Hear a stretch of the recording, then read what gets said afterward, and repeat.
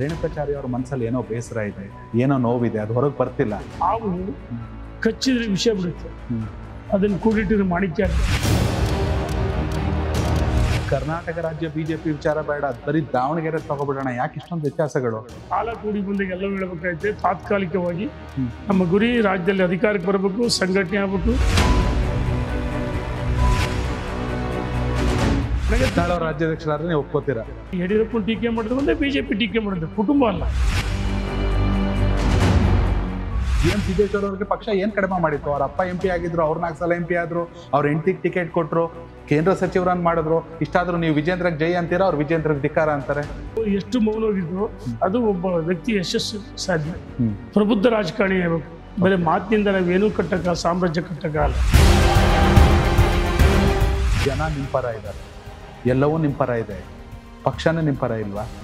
ಜನ್ಮ ಕೊಟ್ಟ ತಂದೆ ತಾಯಿ ಎಷ್ಟು ಮುಖ್ಯ, ಯಡಿಯೂರಪ್ಪನವರು ಅದೇ ಮುಖ್ಯ. ಟಿ ರವಿ ಅವ್ರಿಗೆ ಏನು ಸಮಸ್ಯೆ ಆಯಿತು? ಪ್ರತಾಪ್ ಸಿಂಹ ಮಾಡಿದ ತಪ್ಪೇನು? ಈಶ್ವರಪ್ಪ ಅವ್ರಿಗಾಗಿದ್ದು ಗೊಂದಲ ಏನು? ಸೈಲೆಂಟ್ ಆಗಿದ್ರೆ ಮಾತ್ರ ಬಿಜೆಪಿ ಸಕ್ಸಸ್? ಕೃತಿಯಲ್ಲಿ ಮಾಡಿ ತೋರಿಸು ಸಂಘಟನೆ. ಬಾಯಿ ಮಧ್ಯದ ಸಂಘಟನೆ ಆಗ್ಬಿಡುತ್ತಾ? ನರೇಂದ್ರ ಮೋದಿ ಅವರು ಮಾತಾಡ್ತಾರ?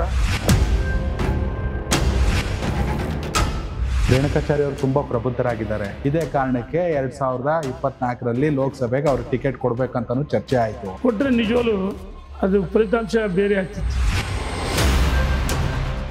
ವಿಜಯೇಂದ್ರ ಅವರು ಹೇಳ್ತಾರೆ, ಇವಾಗ ಚುನಾವಣೆ ನಡೆದ್ರು 130 ನಮಗೆ ಅಂತ. ಮೈತ್ರಿ ನಮ್ಮ ಮಟ್ಟದಲ್ಲಿಲ್ಲ, ಅದು ರಾಷ್ಟ್ರ ಮಟ್ಟದಲ್ಲಿ. ಆ ಮೈತ್ರಿ ಬಗ್ಗೆ ಮಾತಾಡೋಷ್ಟು ನಾವು ದೊಡ್ಡರಲ್ಲ. ರಾಜಕೀಯ ಅಂತ ಬಂದಾಗ, ಬಿಜೆಪಿ ಅಂತ ಬಂದಾಗ ರೇಣುಕಾಚಾರ್ಯ ಅವರು ಸಮಾಧಾನದಿಂದ ಇದ್ದಾರ? ಮನಸ್ಸಿಗೆ ತೃಪ್ತಿ ಇದೆಯಾ? ನನಗೇನು ಪಕ್ಷ ಕೊಡ್ತದ ಮುಖ್ಯ ಅಲ್ಲ. ನಾವು ಪಕ್ಷದ ಸಾಮಾನ್ಯ ಕಾರ್ಯಕರ್ತರಾಗಿ ಪಕ್ಷಕ್ಕೆ ಏನು ಕೊಟ್ರಿ? ಸೋತಿರ್ಬೋದು, ಸತ್ತಿಲ್ಲ, ಬದುಕಿದ್ದೀವಿ. ನಮಸ್ಕಾರ ವೀಕ್ಷಕರೇ, ಕನೆಕ್ಟ್ ಕರ್ನಾಟಕ ಅರ್ಪಿಸುವಂತಹ ವಿಶೇಷ ಕಾರ್ಯಕ್ರಮಕ್ಕೆ ಸ್ವಾಗತ. ಇವತ್ತು ನಾವಿರುವಂತಹ ಕ್ಷೇತ್ರ, ಈ ಹಿಂದೆ ಇದು ಅವಿಭಜಿತ ಶಿವಮೊಗ್ಗ ಜಿಲ್ಲೆಗೆ ಸೇರ್ಕೊಂಡಿತ್ತು. 1997ರ ಬಳಿಕ ದಾವಣಗೆರೆ ಸೇರ್ಕೊತು. ಚನ್ನಗಿರಿಯ ಜೊತೆಯಲ್ಲಿ ಹೊನ್ನಾಳಿ ವಿಧಾನಸಭಾ ಕ್ಷೇತ್ರ. ಕರ್ನಾಟಕ ರಾಜ್ಯ ರಾಜಕೀಯ ಇತಿಹಾಸದಲ್ಲಿ ಹೊನ್ನಾಳಿ ಅಂದ ತಕ್ಷಣ ನೆನಪಾಗೋದು ಒಬ್ಬರೇ ಒಬ್ಬರು, ಅದು ರೇಣುಕಾಚಾರ್ಯ ಅವರು. ಇವತ್ತು ರೇಣುಕಾಚಾರ್ಯ ಅವರ ಜೊತೆಲಿ ಅವರ ಮನೆಯಲ್ಲೇ ಇದ್ದೀವಿ. ಯಾಕೆಂದ್ರೆ ಇದು ಕಾಂಗ್ರೆಸ್ನ ಭದ್ರಕೋಟೆ. ಆದರೆ ಅದನ್ನ ಬಿಜೆಪಿ ಕಡೆ ತಿರುಗಿಸಿದ್ದು 2004ರಲ್ಲಿ ರೇಣುಕಾಚಾರ್ಯ ಅವರು. ರಾಜ್ಯ ರಾಜಕೀಯದಲ್ಲಿ, ರಾಜ್ಯ ಬಿಜೆಪಿಲಿ ಸಾಕಷ್ಟು ಡೆವಲಪ್ಮೆಂಟ್ ಆಗ್ತಿದೆ. ಅವ್ರನ್ನೇ ಮಾತಾಡ್ಸ್ತಾ ಹೋಗೋಣ. ಸರ್, ಕಾರ್ಯಕ್ರಮಕ್ಕೆ ಸ್ವಾಗತ. ನಮಸ್ಕಾರ. ಹೇಗಿದ್ದೀರಾ ಸರ್? First class. ಆರಾಮದೀನಿ, ತಾವು? ನಾನು ಆರಾಮಿದ್ದೀನಿ. ಹೇಗಿದೆ ಹೊನ್ನಾಳಿ ಕಳೆದ 2 ವರ್ಷದಿಂದ? ನಮ್ಮ ಅಪೇಕ್ಷೆ ಕೇವಲ ಹೊನ್ನಾಳಿ ಮತಕ್ಷೇತ್ರ ಅಲ್ಲ, ದೇಶ ಸುಭಿಕ್ಷವಾಗಿರ್ಬೇಕು. ಓಕೆ. ನರೇಂದ್ರ ಮೋದಿ ಅವರು 3ನೇ ಬಾರಿ ಪ್ರಧಾನಮಂತ್ರಿಗಳಾದ ಮೇಲೆ ವಿಶ್ವ ಭಾರತ ದೇಶದ ತಿರುಗಿ ನೋಡ್ತಾ ಇದೆ. ಹೌದು, ಅದು ಭಾರತೀಯರ ಅಪೇಕ್ಷೆ. 146 ಕೋಟಿ ಜನರ ಅಪೇಕ್ಷೆ ಇತ್ತು. ಹಿಂದೆ ಅಟಲ್ಜಿಯವರು ಪ್ರಧಾನಮಂತ್ರಿಗಳಾಗಿ ಉತ್ತಮವಾದ ಆಡಳಿತವನ್ನು ಕೊಟ್ಟರು. ಇಂದು ನರೇಂದ್ರ ಮೋದಿಜಿಯವರು ವಿಶ್ವ ಮೆಚ್ಚಿದ ನಾಯಕ ಮತ್ತು ಸರ್ವೇಲಿ ನಂಬರ್ 1 ಮಾಸ್ ಲೀಡರ್. ಕರ್ನಾಟಕದಲ್ಲಿ ಸನ್ಮಾನ್ಯ ಯಡಿಯೂರಪ್ಪನವರು ರಾಜ್ಯದ ಮುಖ್ಯಮಂತ್ರಿಗಳಾಗಿ, ಅಧ್ಯಕ್ಷರಾಗಿ ಕರ್ನಾಟಕ ರಾಜ್ಯ ಅಂದರೆ ಅಭಿವೃದ್ಧಿ ಪಥ ಸಾಗ್ತದೆ ಅಂತೇಳಿ ಒಂದು ಬಾರಿ ಕರ್ನಾಟಕದ ಬಗ್ಗೆ ಇಡೀ ದೇಶ ತಿರುಗಿ ನೋಡ್ತು. ಇಂದು ಅವರ ಸುಪುತ್ರ ವಿಜೇಂದ್ರ ಅವರು ಅಧ್ಯಕ್ಷ ಆದಮೇಲೆ ಭಾರತೀಯ ಜನತಾ ಪಾರ್ಟಿ ಸಂಘರ್ಷ, ಸಾಮರಸ್ಯ. ಕಾಂಗ್ರೆಸ್ ಇವರು ಈ ಸರ್ಕಾರ ವಿರುದ್ಧ ಸಂಘರ್ಷ ಮಾಡ್ತಾಯಿದ್ರೆ ಹಳೆ ಬೇರು ಹೊಸ ಚಿಗುರು ಸೇರಿದ್ರೆ ಮರಸೋಬೇಕು. ಹಿರಿಯರನ್ನು ಕಿರಿಯರನ್ನು ವಿಶ್ವಾಸಕ್ಕೆ ತೆಗೆದುಕೊಂಡು ಸಾಮರಸ್ಯದಿಂದ ಪಕ್ಷವನ್ನು ಸಂಘಟನೆ ಮಾಡ್ತಿದ್ದಾರೆ. ಹಾಗಾಗಿ ನಮ್ಮೆಲ್ಲರ ಒಂದು ಅಪೇಕ್ಷೆ ರಾಜ್ಯದಲ್ಲಿ ಭಾರತೀಯ ಜನತಾ ಪಾರ್ಟಿ ಮತ್ತೊಮ್ಮೆ ಅಧಿಕಾರಕ್ಕೆ ಬರಬೇಕು. ಮತ್ತು ಹೊನ್ನಾಳಿ, ನ್ಯಾಮತಿ, ಅವಳಿ ತಾಲೂಕು ತಾವು ಹೇಳಿದ್ರಿ, ಹೊನ್ನಾಳಿ ಕಾಂಗ್ರೆಸ್ ಭದ್ರಕೋಟೆ. ಎಸ್, ನಿಜ. ಒಂದು ಕಾಲದಲ್ಲಿ ಕಾಂಗ್ರೆಸ್ ಭದ್ರಕೋಟೆ ಹೊನ್ನಾಳಿ, ನ್ಯಾಮತಿ, ಅವಳಿ ತಾಲೂಕು. ಕಾಡಸಿದ್ದಪ್ಪನವರು 2 ಬಾರಿ ಶಾಸಕರಾದರು. ಅವರ ಸುಪುತ್ರರು 1 ಬಾರಿ, ಕೃಷ್ಣಮೂರ್ತಿಯವರು 1 ಬಾರಿ ಶಾಸಕರಾದರು. ಸನ್ಮಾನ್ಯ ಬಸನಗೌಡರು 2 ಬಾರಿ ಶಾಸಕರಾಗಿದ್ದರು. ಶಾಂತನಗೌಡರು 3ನೇ ಬಾರಿ ಇದ್ದಾರೆ. ಈ ಹಿಂದೆ HS ರುದ್ರಪ್ಪನವರು, ದಿವಂಗತ ಪರಮೇಶ್ವರಪ್ಪನ ನಾನು ನೆನಪಾಡ್ಕೊಳ್ತೀನಿ, 2 ಜನ ಶಾಸಕರಾಗಿ ಸಚಿವರಾದಂಥವ್ರು. ಹೊನ್ನಾಳಿಗೆ ಒಂದು ಇತಿಹಾಸ ಇದೆ. ಮತ್ತು ಗಂಗಪ್ಪನವರು ಶಾಸಕರಾಗಿದ್ದರು 1 ಬಾರಿ. ನಾನು ಅಂದರೆ ನರಕ. ಬಹುಶಃ ನಾನು ಹೇಳಿದೆ, ಅಭಿವೃದ್ಧಿ ಅಂದರೆ ಸನ್ಮಾನ್ಯ ಯಡಿಯೂರಪ್ಪ ಅಂದರೆ ಅಭಿವೃದ್ಧಿ, ಅಭಿವೃದ್ಧಿ ಅಂದರೆ ಯಡಿಯೂರಪ್ಪ.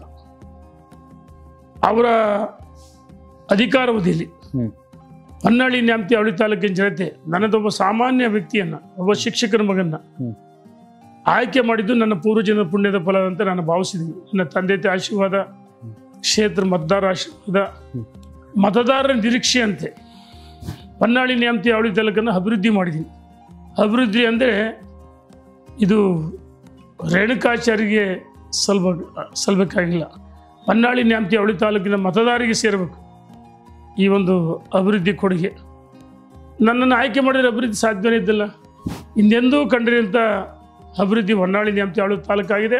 ರಾಜ್ಯದಲ್ಲಿ ಭಾರತೀಯ ಜನತಾ ಪಾರ್ಟಿ ಅಧಿಕಾರಕ್ಕೆ ಬಂದಾಗ ಸನ್ಮಾನ್ಯ ಯಡಿಯೂರಪ್ಪನವರು ಮುಖ್ಯಮಂತ್ರಿಗಳಾಗಿ ಹೊನ್ನಾಳಿ ನಗರಕ್ಕೆ ಕುಡಿಯ ನೀರು, ನ್ಯಾಮತಿ ನಗರಕ್ಕೆ ಕುಡಿಯ ನೀರು, ಹೊನ್ನಾಳಿ ನ್ಯಾಮತಿ ಅವಳಿ ತಾಲೂಕಿನ ಎಲ್ಲ ಪ್ರತಿ ಗ್ರಾಮಗಳಿಗೆ ತುಂಗಭದ್ರಾ ನದಿಯಿಂದ ಪರಿಶುದ್ಧವಾದ ನೀರನ್ನು ಕೊಟ್ಟಿದ್ದೀವಿ. ಕೆರೆ ತುಂಬಿಸೋದಕ್ಕೆ 590 ಕೋಟಿ ಕೊಟ್ಟಿದ್ದೀವಿ. ಲಿಫ್ಟ್ ಇರಿಗೇಷನ್ ನಮ್ಮ ಕಾಲದಲ್ಲಿ ಆಗಿದ್ದು. ಹೊನ್ನಾಳಿ ಮೊದಲು ಕೇವಲ 30 ಬೆಡ್ ಬಸ್ ಸ್ಟ್ಯಾಂಡ್ ಹತ್ರ ಒಂದು ಚಿಕ್ಕದ ಆಸ್ಪತ್ರೆ ಇತ್ತು. ಅಲ್ಲಿ ಈ 100ಕ್ಕೆ ಮಾಡಿ ಬೃಹತ್ ಒಂದು ದೊಡ್ಡ ಕಟ್ಟಡ ನಿರ್ಮಾಣ ಮಾಡಿ ಇನ್ನೂ 200 ಬೆಡ್ ಮಾಡಿದ್ವಿ. ನ್ಯಾಮತಿ ಕೇವಲ 10 ಇತ್ತು ಬೆಡ್ಡು, 30 ಹಾಸಿಗೆ ಆಸ್ಪತ್ರೆ. ಹೊಸ ಪ್ರಾಥಮಿಕ ಕೇಂದ್ರಗಳನ್ನು ಕ್ಯಾಸಿಂಗ್ ಮಾಡಿದ್ವಿ. ಕೂಲೆಂಬಿ ಮತ್ತು ಕತ್ತಿಗೆಯಲ್ಲಿ ನಮ್ಮ ಕಾಲದಲ್ಲಿ ಆಗಿದ್ದು. ಸಾಸವಳ್ಳಿಯಲ್ಲಿ ಸಮುದಾಯ ಆಸ್ಪತ್ರೆ ಮಾಡಿದ್ವಿ. ಮತ್ತು ಎಲ್ಲ ಶಾಲಾ ಕಾಲೇಜುಗಳು, ಹೊಸದಾಗಿ ಡಿಪ್ಲೊಮಾ ಕಾಲೇಜ್ ಇರ್ಬೋದು, ವಸತಿ ಶಾಲೆಗಳು, ಪ್ರಥಮ ದರ್ಜೆ ಕಾಲೇಜು ಹೊನ್ನಾಳಿಲಿ ಇರಲಿಲ್ಲ, ಪ್ರಥಮ ದರ್ಜೆ ಕಾಲೇಜು. ರಸ್ತೆಗಳು, ಗುಂಡಿಗಳಲ್ಲಿ ರಸ್ತೆ ಇತ್ತು, 4 ವೇ ಮಾಡಿದ್ವಿ. ಯಾವ್ದು ಬೆಂಗಳೂರು ನಗರದಲ್ಲಿ ಯಾವ ರೀತಿ 4 ವೇ ಇದೆ, ಲೈಟ್ ವಿದ್ಯುತ್ ದೀಪ ಅಲ್ವಾ, ಅಲಂಕಾರಿಕ ದೀಪಗಳು ಅಳವಡಿಸಿದ್ದಾರೆ, ಆ ರೀತಿ ಮಾಡಿದ್ವಿ. ಇದು ರೇಣುಕಾಚಾರ್ಯರ ಕೊಡುಗೆ ಅಲ್ಲ, ಹೊನ್ನಾಳಿ ನ್ಯಾಮತಿ ಅವಳಿ ತಾಲೂಕಿನ ಜನರಿಗೆ ನಾನು ಅಭಿವೃದ್ಧಿನ ಸಮರ್ಪಣೆ ಮಾಡಿದ್ದೀನಿ.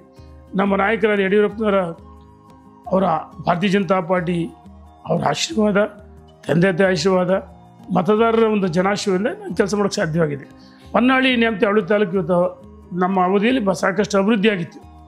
ಸರ್ವೇ ಜನ ಸುಖಿನೋ ಅಂತ ಹೇಳ್ತಾರೆ, ಹಂಗೆ ಸರ್ವ ಜನಾಂಗಕ್ಕೂ ನಾವು ನ್ಯಾಯವನ್ನು ಒದಗಿಸಿಬಿಟ್ಟಿದ್ವಿ. ಒಂದು ಸಮುದಾಯಕ್ಕೆ ನಾನಲ್ಲ, ಎಲ್ಲರ ವಿಶ್ವಾಸ ಪ್ರೀತಿಯನ್ನು ಗಳಿಸಿದ್ವಿ. ಅದ್ರ ಪ್ರತಿಫಲ ಅಭಿವೃದ್ಧಿ ಆಗಿದೆ. ಈಗ ಜನ ಶಾಪ ಆಗ್ತಾರೆ. ರಸ್ತೆಗಳು,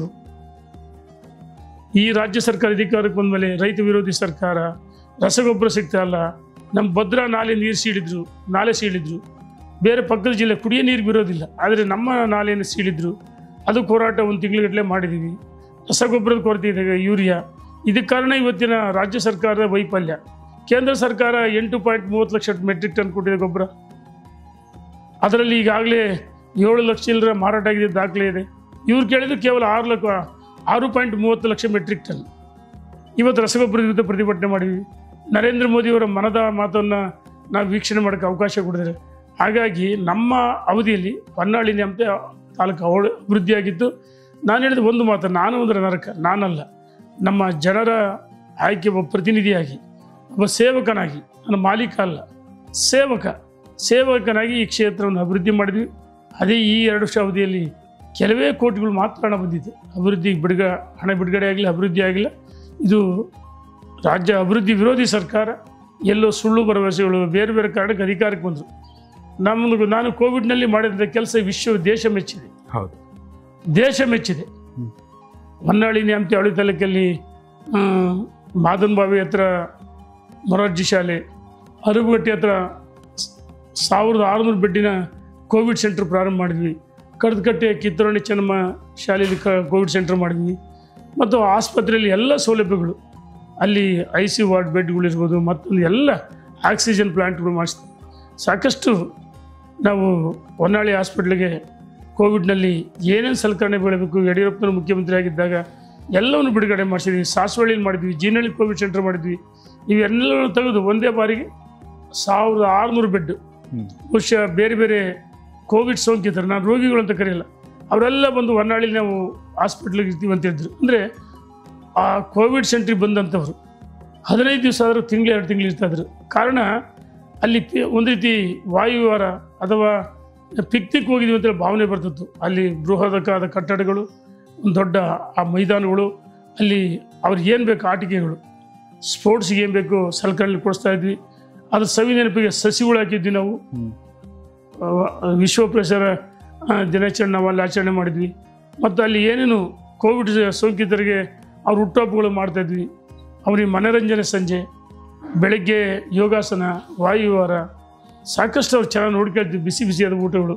ಸರ್ಕಾರ ಕೇವಲ ಕೆಲವೇ ಮಾತ್ರ ಸವಲತ್ತುಗಳಿದ್ದರೆ ನಾವು ಜನರ ಸಹಕಾರದಿಂದ ಅಲ್ಲಿ ಬೇರೆ ಬೇರೆ ಅವ್ರಿಗೆ ಇರೋ ಹಾಸ್ಪಿಟ್ಲಿಗೆ ಏನು ಬೇಕು ಸವಲತ್ತುಗಳು ಅಥವಾ ಊಟದ ವ್ಯವಸ್ಥೆ, ವಿಭಿನ್ನವಾದ ರೊಟ್ಟಿ, ಚಟ್ನಿ ಅಥವಾ ತುಪ್ಪದ ಬೆಣ್ಣೆ ದೋಸೆ, ಅಕ್ಕಿ, ತಟ್ಟೆ ಇಡ್ಲಿ, ಹೋಳಿಗೆ ಏನೇನು ಬೇಕು ಅವರಿಗೆ ಒಂದು ರೀತಿ ಮನೆಯಲ್ಲಿದ್ದೇವೆ ಅಂತ ಭಾವನೆ ಬರಬೇಕಾಯ್ತು. ಆ ರೀತಿ ಜನ ನೋಡ್ಕೊಂಡಿದ್ವಿ. ಹಾಗಾಗಿ ರೇಣುಕಾಚಾರ್ಯ ಅಂದರೆ ನರಕ. ನಾನು ಹೇಳಿದ್ದು ಜನರ ಒಂದು ಅಪೇಕ್ಷೆಯನ್ನು, ಆಸೆಗಳನ್ನು ಏನು ಅಪೇಕ್ಷೆ ಇತ್ತು ಅದನ್ನು ಈಡೇರಿಸಿದ್ವಿ. ಸರ್, ಎಲ್ಲ ಕರೆಕ್ಟ್ ಆಗಿದ್ದರೆ 5 ಸಲನೂ ವಿಧಾನಸೌಧಕ್ಕೆ ಬರಬೇಕಿತ್ತು. 2013ರಲ್ಲಿ ಏನಾಯಿತು ಅಂತ ನಾನು ಕೇಳೋಕ್ಕೆ ಹೋಗಲ್ಲ. ಇಷ್ಟೆಲ್ಲ ನೀವು ಯಾಕಂದ್ರೆ ರೇಣುಕಾಚಾರ್ಯ ಅವರು ಹೊನ್ನಾಳಿಗೆ ಸೀಮಿತವಾದ ನಾಯಕರಲ್ಲ, ಇಡೀ ರಾಜ್ಯಕ್ಕೆ ಬೇಕಾದವರು. 23ರಲ್ಲಿ ವ್ಯತ್ಯಾಸ ಆಗೋಯ್ತು ನೋಡಿ. 2013 ಹೌದು, ಎಲ್ಲ ಒಂದು ಕಡೆ ನಮ್ಮ ಪಕ್ಷ ವಿಭಾಗ ಆಯ್ತು, 3 ಭಾಗ ಆಯ್ತು. ಹೌದು, ನಮ್ಮ ನಾಯಕರು ಯಡಿಯೂರಪ್ಪನ ನಮಗೆ ಜನ್ಮ ಕೊಟ್ಟಂಥವ್ರು. ಜನ್ಮ ಕೊಟ್ಟ ತಂದೆ ತಾಯಿ ಎಷ್ಟು ಮುಖ್ಯ, ಯಡಿಯೂರಪ್ಪನವ್ರು ಅದೇ ಮುಖ್ಯ ನನಗೆ. ಅನಿವಾರ್ಯವಾಗಿ ನಾವು KJP ಕಟ್ಟಿದ ಅವ್ರ ಜೊತೆಗೆ ಹೋಗ್ಬೇಕಾಯ್ತು. ಅಂದು ನಮ್ಮ ಮತಗಳ ವಿಭಜನೆ, ಹಿಂದುಳಿದ ವರ್ಗದ ಒಬ್ಬ ನಾಯಕರು ಸಿದ್ದರಾಮಯ್ಯ ಮುಖ್ಯಮಂತ್ರಿ ಆಗ್ತಾರೆ ಅಂತ ಎಲ್ಲ ಒಂದು ಕಡೆ ಜನ. ಅದು ಬಿಟ್ಟರೆ ನನಗೇನು ದೊಡ್ಡ ವ್ಯತ್ಯಾಸ ಏನಾಗಲಿ 2013ರಲ್ಲಿ. 2023ರಲ್ಲಿ ನಮ್ಮಲ್ಲಿ ನಮ್ಮ ಲೋಪದೋಷಗಳಿಂದ ನಾನು ಸೋತಿ. ನಾನು ಕಾರ್ಯಕರ್ತರ ಮತದಾರರ ಮೇಲೆ ಆಗಲ್ಲ, ಕೇವಲ ನಾನಷ್ಟೇ ಅಲ್ಲ, ರಾಜ್ಯದಲ್ಲಿ ಎಲ್ಲ ಒಂದು ಕಡೆ ಅವ್ರ ಸುಳ್ಳು ಭರವಸೆಗಳು. ಅಕ್ಕಿ 10 kg ಕೊಡ್ತೀವಿ ಅಂದರು, ನಮ್ಮ ಸರ್ಕಾರ ಇದ್ದಾಗ ಅಕ್ಕಿ ಕಡಿಮೆ ಮಾಡಿದ್ವಿ. ಭರವಸೆಗಳು ಭಾಳ ಲೇಟ್ ಆಯ್ತು ನಾವು ಕೊಡೋದು. ಕೊನೆ 3 ಸಲ ಅರ್ಧ ಲೀಟ್ರ್ ಹಾಲು ಯಾರು ಕೇಳ್ತಾರೆ ಇದನ್ನೆಲ್ಲ? ಅವ್ರು ಏನು ಬೇಕು ಎಲ್ಲಿ ಎಲ್ಲ ಕಡೆ ಲಾಂಚ್ ಮಾಡಿದ್ರು. ಒಂದು ಕಡೆ ಗೃಹಲಕ್ಷ್ಮಿ, ಇನ್ನೊಂದು ಕಡೆ ಗೃಹ ಜ್ಯೋತಿ, ಇನ್ನೊಂದು ಕಡೆ ಶಕ್ತಿ, ಇನ್ನೊಂದು ಕಡೆ ಯುವ ನಿಧಿ. ಇವೆಲ್ಲವೂ ಫೇಲ್ಯೂರ್ ಆಗಿದ್ದಾವೆ, ಇವ್ಯಾವ ಸಕ್ಸಸ್ ಆಗಿಲ್ಲ. ನಾವು ನಮ್ಮ ಸರ್ಕಾರ ಇದ್ದಾಗ ಸುಮಾರು 60,000 ಕೋಟಿ ಹಣವನ್ನು ಬಿಟ್ಟೋಗಿದ್ವಿ. ಅದನ್ನೇ ಇವರು ಭರವಸೆಗಳು ಬಿಡುಗಡೆ ಮಾಡಿ. ಇವತ್ತು ಭರವಸೆಗಳಿಗೂ ಹಣ ಇಲ್ಲ, ಅಭಿವೃದ್ಧಿ ಇಲ್ಲ. ಸೋಲಿಗೆ ನಾನು ಕಾರಣ ಅಲ್ಲ, ಕರೆಕ್ಟ್. ಕೆಲವು ಲೋಪದೋಷಗಳು ನನ್ನಲ್ಲಿ ಕೆಲವು ಲೋಪದೋಷ ಇರ್ಬೋದು. ಆದರೆ ಹೊನ್ನಾಳಿ ನ್ಯಾಮತಿ ತಾಲೂಕು ಜನತೆ ನನ್ನ ಕೈ ಬಿಡಲಿಲ್ಲ. 75,000 ಮತ ಕೊಟ್ಟಿದ್ದಾರೆ. ಹೌದು, ಏನು ಕಡಿಮೆ ಕೊಟ್ಟಿಲ್ಲ, ಹುಡುಗಾಟಿಗಲ್ಲ. ಆದರೆ ಎಲ್ಲ ಒಂದು ಕಡೆ ನಮ್ಮ ಆಡಳಿತದ ವೈಫಲ್ಯಗಳು ಅವು ಇವ್ರಿಗೆ ವರದಾನ ಆಯ್ತು. ಅದು ಬಿಟ್ಟರೆ ನಾನು ಸೋತ್ ಮೇಲೆ ಒಂದು ದಿವಸ ಮನೆಯಲ್ಲಿ ಕೂತಿಲ್ಲ. ಕರೆಕ್ಟ್. ನಾನು ಸೋತ್ ಒಂದು ದಿವಸ ಮಾತ್ರ ಏನೋ ಅನಿವಾರ್ಯ 1 ದಿವಸ 2 ದಿವಸ ಕಣ್ಣೀರು ಹಾಕಿದೆ. ಆದರೆ 2ನೇ ದಿವಸ ನಾನು ತಿರುಗಿದೆ, ಹಳ್ಳಿಗೆ ಹೋದೆ. ದಿನನಿತ್ಯ ಹೋರಾಟಗಳು, ರೈತರ ಪರ, ಜನಪರ ನಮ್ಮ ಕೆಲಸ ಮಾಡಿದ್ವಿ. ತಿರಂಗಾತ್ರಿಗಳು 7 ಕಡೆ ಮಾಡಿದ್ವಿ. ದೇಶದಲ್ಲಿ ಎಲ್ಲಿ ಮಾಡಿಲ್ಲ. ಒಂದು ಹೊನ್ನಾಳಿ ಒಂದು ಕ್ಷೇತ್ರದಲ್ಲಿ 7 ಕಡೆ ಮಾಡಿದ್ವಿ. ಕರೆಕ್ಟ್. ಅದು ಜನರು ಇವತ್ತು ತಾಂತ್ರಿಕವಾಗಿ ನಾನು ಸೋತಿದ್ದೀನಿ, ಆದರೆ ಜನಮಾನಸದಲ್ಲಿ ಇವತ್ತಿಗೂ ನಾನು ನೆಲೆಸಿದ್ದೀನಿ. ಸರ್, ಮನಸ್ಸಿನಿಂದ ಆನ್ಸರ್ ಮಾಡ್ತೀರಾ ಅಂತ ಈ ಪ್ರಶ್ನೆ ಕೇಳ್ತೀನಿ. ನಾನು ಬೆಂಗಳೂರಲ್ಲಿ ನಾವು ಕೂತ್ಕೊಂಡು ನೋಡಿದಾಗ ರೇಣುಕಾಚಾರ್ಯ ಅವ್ರ ಮನಸ್ಸಲ್ಲಿ ಏನೋ ಬೇಸರ ಇದೆ, ಏನೋ ನೋವಿದೆ, ಅದು ಹೊರಗೆ ಬರ್ತಿಲ್ಲ. ಮನಸ್ಸಿನ ಮಾತು ಹೊರಗೆ ಬರ್ತಾ ಇಲ್ಲ. ಮನದಾಳದ ಮಾತುಗಳನ್ನ ಆಡಬೇಕು, ಆಡ್ತೀನಿ. ಓಕೆ. ನೋಡಿ, ಇಲ್ಲಿ ಸನ್ಮಾನ್ಯ ಯಡಿಯೂರಪ್ಪನವ್ರು ಮುಖ್ಯಮಂತ್ರಿಗಳಾಗಿ ಅವರು ಈ ಹಿಂದೆ ಪ್ರತಿಪಕ್ಷದ ನಾಯಕರಾಗಿ, ರಾಜ್ಯದ ಅಧ್ಯಕ್ಷರಾಗಿ ಬಹಳಷ್ಟು ಒಳ್ಳೆ ಕೆಲಸ ಮಾಡಿದ್ರು. ರಾಜ್ಯದಲ್ಲಿ ಸನ್ಮಾನ್ಯ ಯಡಿಯೂರಪ್ಪನವರ ದೈತ್ಯ ಶಕ್ತಿ, ಅನಂತ್ ಕುಮಾರ್, ಈಶ್ವರಪ್ಪ, ಜಗದೀಶ್ ಶೆಟ್ಟರ್, BB ಶಿವಪ್ಪ, ಡಾಕ್ಟರ್ ತಂಗ, DS ಶಂಕರಮೂರ್ತಿ, ಮಲ್ಲಿಕಾರ್ಜುನಯ್ಯನವರು, ಬಸವರಾಜ ಪಾಟೀಲ್ ಸೇಡಂ ಇರ್ಬೋದು, ಭಾಳಷ್ಟು ಜನ ನಾಯಕರು. ಸನ್ಮಾನ್ಯ ಯಡಿಯೂರಪ್ಪನವರಂಥ ಒಬ್ಬ ದೈತ್ಯ ಶಕ್ತಿ, ಅವರು ಸಂಘರ್ಷ ಮಾಡ್ತಾರೆ, ಅವರಿಂದ ಅಧಿಕಾರಕ್ಕೆ ಬರ್ತೀನಿ ನಿರೀಕ್ಷೆ ಇಟ್ಟು ಅವರಿಗೆ ಬೆಳೆಸಿದ್ರು ರಾಜಕೀಯವಾಗಿ. ಅವ್ರ ಜೊತೆಗೆ ಲಕ್ಷಾಂತರ ಕಾರ್ಯಕರ್ತರು ಕೈ ಜೋಡಿಸಿದ್ರು. ಪಾದಯಾತ್ರೆಗಳು, ಜೈಲು ಎಲ್ಲವೂ ನೋಡಿ ಯಡಿಯೂರಪ್ಪನವರು ಹೋರಾಟ ಮಾಡಿದ್ರು. ಎಲ್ಲ ಒಂದು ಕಡೆ ಅವರಿಗೆ ಅಧಿಕಾರದಲ್ಲಿದ್ದಂಥ ಕೆಲಸ. ಇವತ್ತು ನೋಡಿ ಸಿದ್ದರಾಮಯ್ಯವ್ರನ್ನ ಎಷ್ಟು ವಿರೋಧವಿದೆ, ಮುಖ್ಯಮಂತ್ರಿಯಾಗಿ ಮುಂದುವರಿತಾ ಇದ್ದಾರೆ. ಯಡಿಯೂರಪ್ಪನವರು ಇಳಿಸಿದ್ದ ರಾಜ್ಯದ ಜನಕ್ಕೆ ಸಹಿಸೋಕ್ಕಾಗಲಿಲ್ಲ, ನೋವಾಯಿತು. ಹಾಗಾಗಿ ರಾಜ್ಯದ ಜನ ಈ ಎಲ್ಲ ಒಂದು ಕಡೆ ಬೇಸರ ಮಾಡಿಕೊಂಡು ನಮ್ಮ ಪಕ್ಷಕ್ಕೆ ಮತಗಳಾಗಿ ಪರಿವರ್ತನೆ ಆಗಬೇಕಾಯ್ತು. ಯಡಿಯೂರಪ್ಪನವ್ರು ಮಾಡಿದ ಒಳ್ಳೆ ಕೆಲಸಗಳು. ರೇಣುಕಾಚಾರ್ಯ ಅವ್ರಿಗೆ ಏನೂ ಬೇಸರ ಇಲ್ಲ, ನೋವಿದೆ, ಇಲ್ಲ ಅಂತಲ್ಲ. ಯಾಕಂದ್ರೆ ಹೊರಗೆ ಬರಲ್ಲ, ಎಲ್ಲೋ ಒಂದ್ ಕಡೆ ಕಾಲ ಕೂಡಿ ಬಂದಾಗ ಎಲ್ಲವೂ ಹೇಳಬೇಕಾಯ್ತೆ. ತಾತ್ಕಾಲಿಕವಾಗಿ ನಮ್ಮ ಗುರಿ ರಾಜ್ಯದಲ್ಲಿ ಅಧಿಕಾರಕ್ಕೆ ಬರಬೇಕು, ಸಂಘಟನೆ ಆಗಬೇಕು, ಹಿರಿಯರು ಮಾರ್ಗದರ್ಶನ ಮಾಡಿದ್ರೆ. ಹಾಗಾಗಿ ನಾನು ಬಹಿರಂಗವಾಗಿ ಯಾವುದು ಹೇಳಿಕೆ ಕೊಡ್ತಾ ಇಲ್ಲ. ಎಷ್ಟೋ ನೋವಿದ್ರು ನೋಡಿ. ಏನಾಗುತ್ತೆ, ಹಾವು ಕಚ್ಚಿದ್ರೆ ವಿಷ ಬಿಡುತ್ತೆ, ಅದನ್ನು ಕೂಡಿಟ್ಟಿದ್ರೆ ಮಾಣಿಕ್ಯ ಆಗುತ್ತೆ. ಹಾಗಾಗಿ ನಾವು ಅದನ್ನು ವಿಷವನ್ನು ಹೊರಗಡೆ ಬಿಡ್ತಾ ಇಲ್ಲ, ಕಚ್ಚಿರುವ ಹೊರಗೆ ಹೋಗ್ಬಿಡುತ್ತೆ. ಎಷ್ಟೇ ನೋವುಗಳಿದ್ರು ಅದನ್ನ ಸಹಿಸ್ಕೊಂಡಿರ್ತೀನಿ ಪಕ್ಷಕ್ಕೋಸ್ಕರ, ನಾಯಕತ್ವಗೋಸ್ಕರ. ವಿಜೇಂದ್ರ ಅವರು ಅಧ್ಯಕ್ಷರಾಗಿ ಒಳ್ಳೆ ಕೆಲಸ ಮಾಡ್ತಿದ್ದಾರೆ. ಒಬ್ಬ ಯುವ ನಾಯಕ, ಸಂಘರ್ಷ, ಸಾಮರಸ್ಯ, ಈ ಹಳೆ ಬೇರು ಹೊಸ ಚಿಗುರು ಸೇರಿ ಮರಸೋಬಗೆ ಎಲ್ಲರ ವಿಶ್ವಾಸ ಪಕ್ಷವನ್ನು ಕಟ್ತಾರೆ. ಅವರ ಜೊತೆಗೂಡಿ ನಾವು ಪಕ್ಷವನ್ನು ಕಟ್ಟಬೇಕಾಗಿದೆ. ಸರ್, ಇಡೀ ಕರ್ನಾಟಕ ರಾಜ್ಯ ಬಿಜೆಪಿ ವಿಚಾರ ಬೇಡ, ಬರೀ ದಾವಣಗೆರೆ ತಗೊಬಿಡೋಣ. ಯಾಕೆ ಇಷ್ಟೊಂದು ವ್ಯತ್ಯಾಸಗಳು? ಲಗಾನ್ ಟೀಮು ಅಂತಾರೆ, ಬೆಣ್ಣೆ ದೋಸೆ ಟೀಮು ಅಂತಾರೆ. ನೋಡಿ, ಇಲ್ಲಿ ಲಗಾನ್ ಟೀಮ್ ಅಂತ ಕೆಲವು ಕರಿಬಹುದು. ದೇಶದ ಸ್ವತಂತ್ರಕ್ಕೋಸ್ಕರ ಹೋರಾಟ ಮಾಡಿದ ತಂಡರು ಇದೆ ಲಗಾನ್. ಅದೇ ರೀತಿ ದಾವಣಗೆರೆ ಜಿಲ್ಲೆಯಲ್ಲಿ ಎಸ್.ಎ. ರವೀಂದ್ರನಾಥ್ ಅಖಂಡ ಜಿಲ್ಲಾಧ್ಯಕ್ಷರಾಗಿ ಚಿತ್ರದುರ್ಗ ದಾವಣಗೆರೆ ಜಿಲ್ಲಾಧ್ಯಕ್ಷ ಪಕ್ಷವನ್ನು ಕಟ್ಟಿ ಬೆಳೆಸಿದರು. ಪಕ್ಷ ಜೊತೆಗಿದ್ದೀವಿ ನಾವು, ಯಾವುದೋ ವ್ಯಕ್ತಿ ಜೊತೆಗಿಲ್ಲ. ರವೀಂದ್ರನಾಥ್ ಪಕ್ಷವನ್ನು ಕಟ್ಟಿ ಬೆಳೆಸಿದರು. ಅವ್ರ ಮಾರ್ಗದರ್ಶನದಲ್ಲಿ ಇವತ್ತು ದಾವಣಗೆರೆ ಜಿಲ್ಲಾ ಭಾರತೀಯ ಜನತಾ ಪಾರ್ಟಿ ಸದೃಢವಾಗಿದೆ. ಯಾವ ವ್ಯತ್ಯಾಸ, ಯಾರು ಅವ್ರವ್ರ ವ್ಯತ್ಯಾಸ ಇದ್ರೆ ಅವರಿಗೆ ನಮಗೆ ಸಂಬಂಧ ಇಲ್ಲ. ಪಕ್ಷಕ್ಕೆ ಮುಖ್ಯ, ನಮಗೆ ವ್ಯಕ್ತಿ ಮುಖ್ಯ ಅಲ್ಲ. ಸರ್, ನಮಗೇನು ಅನ್ಸುತ್ತೆ ಗೊತ್ತಾ, ರೇಣುಕಾಚಾರ್ಯ ಒಂದು ರೀತಿ ವಿಷಕಂಠ ಇದ್ದಂಗೆ. ಎಲ್ಲ ನುಂಕೋಬಿಟ್ಟು ಗಂಟ್ಲಿಂದ ಹೊರಗಡೆ ಆರಾಮಾಗಿರ್ತಾರೆ. ಯಾಕಂದ್ರೆ ಪಕ್ಷ ಚೆನ್ನಾಗಿರ್ಬೇಕು. GM ಸಿದ್ದೇಶ್ವರ ಅವ್ರಿಗೆ ಪಕ್ಷ ಏನು ಕಡಿಮೆ ಮಾಡಿತ್ತು? ಅವ್ರ ಅಪ್ಪ MP ಆಗಿದ್ರು, ಅವ್ರು 4 ಸಲ MP ಆದ್ರು, ಅವ್ರ ಹೆಂಡತಿಗೆ ಟಿಕೆಟ್ ಕೊಟ್ಟರು, ಕೇಂದ್ರ ಸಚಿವರನ್ನು ಮಾಡಿದ್ರು. ಇಷ್ಟಾದ್ರೂ ನೀವು ವಿಜೇಂದ್ರಗೆ ಜೈ ಅಂತೀರಾ, ಅವ್ರು ವಿಜೇಂದ್ರಗೆ ಧಿಕ್ಕಾರ ಅಂತಾರೆ. ಅವ್ರನ್ನೇ ಕೇಳ್ಬಿಟ್ಟು ಪಕ್ಷ ಎಲ್ಲವನ್ನೂ ಕೊಟ್ಟಿದೆ. ನನಗೆ 3 ಸರಿ ಪಕ್ಷ ಟಿಕೆಟ್ ಕೊಟ್ಟಿದೆ, ಮಂತ್ರಿ ಆಗಿದ್ದೀನಿ, ನಿಗಮದ ಅಧ್ಯಕ್ಷ, ನನಗೆ ತೃಪ್ತಿ ಇದೆ. ನೋಡಿ, 2 ವೇಳೆ ಈಗ ನಾನು ಹೇಳೋದು ಬೇರೆಯವ್ರ ಕಡೆ ಬೆಟ್ಟು ಮಾಡಿ ತೋರಿಸಿದೆ. ಹೌದು. ಸೋಲಿಗೆ ಇನ್ನೊಬ್ಬರು ಗೆದ್ದಾಗ ನನ್ನ ಸಾಮರ್ಥ್ಯ ನಾನು ಹೇಳ್ತಾರೆ, ಒಬ್ಬ ವ್ಯಕ್ತಿ ಗುರಿತಲ್ಲ. ಗೆದ್ದಾಗ ನಾನು, ಸೋತಾಗ ಬೇರೆಯವ್ರ ಕಡೆ ಬೇರೆ ಮಾಡಿ ತೋರಿಸೋದು ತಪ್ಪು. ಸೋಲಿಗೆ ಬಹಳಷ್ಟು ಕಾರಣ ಇದೆ. ಜನಾದೇಶ ಒಪ್ಕೊಳ್ಳೇಬೇಕಲ್ಲ. ನಾವು ಸೋತಿದ್ವಿ, ಒಪ್ಕೊಂಡಿದೀವಿ. ನಾವು ಇನ್ನೊಬ್ಬರ ಕಡೆ ಬೆರಳು ಮಾಡಿ ತೋರಿಸ್ತೀವ? ಈಗ ಹಂಗಂತೇಳಿ ವಿಜೇಂದ್ರ ಯಡಿಯೂರಪ್ಪನವ್ರು ಯಾರನ್ನ ಸೋಲಿಸಿ ಅಂತ ಹೇಳಿದ್ರ? ಪಾಪ ಕೈ ಮುಗಿದು ಹೇಳಿದ್ರೆ ಯಡಿಯೂರಪ್ಪ ವಿಜೇಂದ್ರ ಅವರು ಯಾವ ರೀತಿ ನಮಗೆ ಮಾರ್ಗದರ್ಶನ ಮಾಡಿದ್ರು, ಕೈ ಮುಗಿದ್ರು.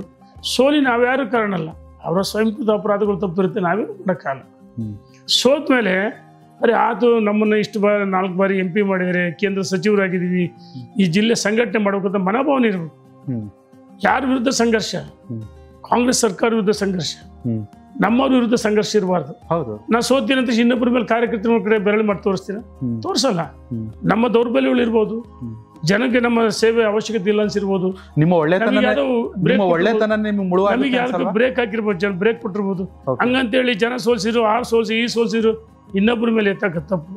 2 ಬೆರಳು ಎದುರಿಗಿದ್ದರ ಕಡೆ ತೋರಿಸಿ, 3 ಬೆರಳು ನಮ್ಮ ಕಡೆ ತೋರಿಸಿತ್ತು. ಕರೆಕ್ಟ್. ಸೋಲಿಗೆ ನಾನು ಕಾರಣ ಅಂತ ನಾವು ತಿಳ್ಕೋಬೇಕು. ಸ್ವಯಂಕೃತ ಅಪರಾಧ ಇರುತ್ತೆ, ಜನಾದೇಶ ಒಪ್ಕೊಳ್ಳೇಬೇಕಲ್ಲ. ಮತದಾರರಿಗಿಂತ ಯಾರು ದೊಡ್ಡವರಲ್ಲ. ಯಾರ ಮುಖ ನೋಡಿ ಯಾರು ಓಟ್ ಹಾಕಿಲ್ಲ. ಪಕ್ಷ, ನರೇಂದ್ರ ಮೋದಿ ಅವರು, ದೇಶ, ಹಿಂದುತ್ವ. 6 ಲಕ್ಷದ ಮತ ಬಂದು ಅಂದ್ರೆ ವ್ಯಕ್ತಿಯಿಂದ ಮತ ಬಂದಿಲ್ಲ. ನರೇಂದ್ರ ಮೋದಿ, ಹಿಂದುತ್ವ, ದೇಶ, ಪಕ್ಷದ ಸಂಘಟನೆ, ಕಾರ್ಯಕರ್ತರ ಕೊಡುಗೆ, ಶ್ರಮದಿಂದ ಬಂದಿದೆ. ಓಕೆ ಸರ್, ಇವತ್ತು ನಾವು ಕೂಡ ನೋಡ್ತಿದ್ವಿ ಮನ್ ಕಿ ಬಾತ್ ಕಾರ್ಯಕ್ರಮ ತುಂಬ ಯಶಸ್ವಿ ಆಯಿತು ಹೊನ್ನಾಳಿಲಿ. ಅಲ್ಲಿ ಯಾರು ಟೀಗೋ ಪಲಾವ್ಗೋ ಬಂದಿದ್ದವರಲ್ಲ. ಕಾರ್ಯಕ್ರಮ ಮುಗಿದು ಎಲ್ಲ ಆದರೂ ಕೂಡ ನಿಮಗೋಸ್ಕರ ನಿಮ್ಮ ಮಾತು ನೀವು ಪದೇ ಪದೇ ಹೇಳ್ತಾ ಇದ್ರಿ, 5 ನಿಮಿಷ ಜಾಸ್ತಿ ಮಾತಾಡ್ತೀನಿ ಅಂತ. ಎಲ್ಲ ತಾಳ್ಮೆಯನ್ನು ಕೂತಿದ್ರು. ಜನ ನಿಮ್ಮ ಪರ ಇದ್ದಾರೆ, ಎಲ್ಲವೂ ನಿಮ್ಮ ಪರ ಇದೆ. ಪಕ್ಷನೇ ನಿಮ್ಮ ಪರ ಇಲ್ವಾ? ನೋಡಿ, ಪಕ್ಷ ಜೊತೆ ನಾವು ಅದೀವಿ. ಓಕೆ, ಪಕ್ಷ ನಮ್ಮ ಪರ ಇಲ್ಲ. ಓಕೆ, ಈಗ ನನಗೇನು ಪಕ್ಷ ಕೊಡ್ತೋ ಅನ್ನೋದು ಮುಖ್ಯ ಅಲ್ಲ. ನಾವು ಪಕ್ಷದ ಸಾಮಾನ್ಯ ಕಾರ್ಯಕರ್ತರಾಗಿ ಪಕ್ಷಕ್ಕೆ ಏನು ಕೊಟ್ವಿ, ದೇಶ ನನಗೇನು ಕೊಡ್ತಾನೆ ಮುಖ್ಯ. ನಾವು ಈ ದೇಶದಲ್ಲಿ ಹುಟ್ಟಿದ್ವಿ, ಭಾರತ ಮಾತೆ ಮಕ್ಕಳಾಗಿ.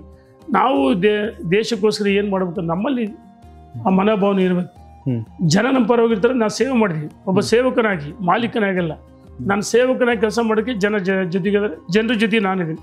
ನನ್ನ ಹೊನ್ನಾಳಿ, ನ್ಯಾಮತಿ, ಅವಳಿ ತಾಲೂಕು ಜನ್ಮಭೂಮಿ, ಕರ್ಮಭೂಮಿ.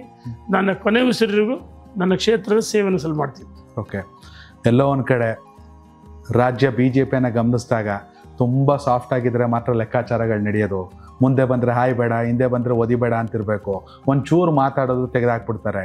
CT ರವಿ ಅವ್ರಿಗೆ ಏನು ಸಮಸ್ಯೆ ಆಯಿತು, ಪ್ರತಾಪ್ ಸಿಂಹ ಮಾಡಿದ ತಪ್ಪೇನು, ಈಶ್ವರಪ್ಪ ಅವ್ರಿಗಾಗಿದ್ದು ಗೊಂದಲ ಏನು? ಯಾಕೆಂದರೆ ಇವೆಲ್ಲದಕ್ಕೂ ಉತ್ತರ ಕೊಡುವಂಥ ಸಾಮರ್ಥ್ಯ, ಅರ್ಹತೆ, ಯೋಗ್ಯತೆ ಎಲ್ಲವೂ ರೇಣುಕಾಚಾರ್ಯ ಅವ್ರಿಗಿದೆ. ನೀವು ಇದಕ್ಕೆ ಉತ್ತರ ಕೊಡಲೇಬೇಕು. ಸೈಲೆಂಟ್ ಆಗಿದ್ರೆ ಮಾತ್ರ BJP ಸಕ್ಸಸ್ಸಾ? ನೋಡಿ, ಕೆಲವೊಂದು ಸರಿ ಮಾತು ಮುಳುವಾಗುತ್ತೆ. ಓಕೆ, ಮಾತೆ ಇವತ್ತು ಎಷ್ಟು ಮೌನವಾಗಿರ್ತೋ ಅದು ಒಬ್ಬ ವ್ಯಕ್ತಿ ಯಶಸ್ಸು ಸಾಧ್ಯ. ಪ್ರಬುದ್ಧ ರಾಜಕಾರಣಿ ಆಗಬೇಕು. ಬರೀ ಮಾತಿನಿಂದ ನಾವೇನೂ ಕಟ್ಟಕ್ಕ ಸಾಮ್ರಾಜ್ಯ ಕಟ್ಟಕ್ಕಾಗಲ್ಲ. ಕೃತಿಯಲ್ಲಿ ಮಾಡಿ ತೋರಿಸ್ಬೇಕು. ಸಂಘಟನೆ ಬಾಯಿ ಮಾತಿನ ಸಂಘಟನೆ ಆಗ್ಬಿಡುತ್ತಾ? ಖಂಡಿತ ಇಲ್ಲ, ಆಗಲ್ಲ, ಸಾಧ್ಯವೇ ಇಲ್ಲ. ನಾವು ಹೇಳಿದ್ರೆ ವ್ಯಕ್ತಿ ಪಕ್ಷಕ್ಕಿಂತ ವ್ಯಕ್ತಿಗಿಂತ ಪಕ್ಷ ಮುಖ್ಯ, ಪಕ್ಷಕ್ಕಿಂತ ದೇಶ ಮುಖ್ಯ. ನಮ್ಮಲ್ಲಿ ಮನೋಭಾವನೆ ಇರಬೇಕು. ನಾವೆಲ್ಲರೂ ಕೈ ಬಿಡಬೇಕು ನಾವು ಅಂತ ಮನೋಭಾವನೆ ಬೆಳೆಸಿರ್ಬೇಕು. ಕಾಲಘಟ್ಟದಲ್ಲಿ ಇವತ್ತು ಬಹಳಷ್ಟು ಬದಲಾವಣೆ ಆಗಿದೆ. ಹಾಗಾಗಿ ನರೇಂದ್ರ ಮೋದಿಯವರು ಮಾತಾಡ್ತಾರ? ಇಲ್ಲ, ಮೌನವಾಗಿದ್ದು. ಪಾಕಿಸ್ತಾನಕ್ಕೆ ಯಾವ ರೀತಿ ತಕ್ಕ ಪಾಠ ಕಲಿಸಿದ್ರು? ಆಪರೇಷನ್ ಸಿಂಧೂರ ಯಾವ ರೀತಿ ಆಯ್ತು? ಮೋದಿಯನ್ನು ಗನ್ನಿಡಿದು ಹೋರಾಟ ಹೋಗ್ಲಿಲ್ಲ.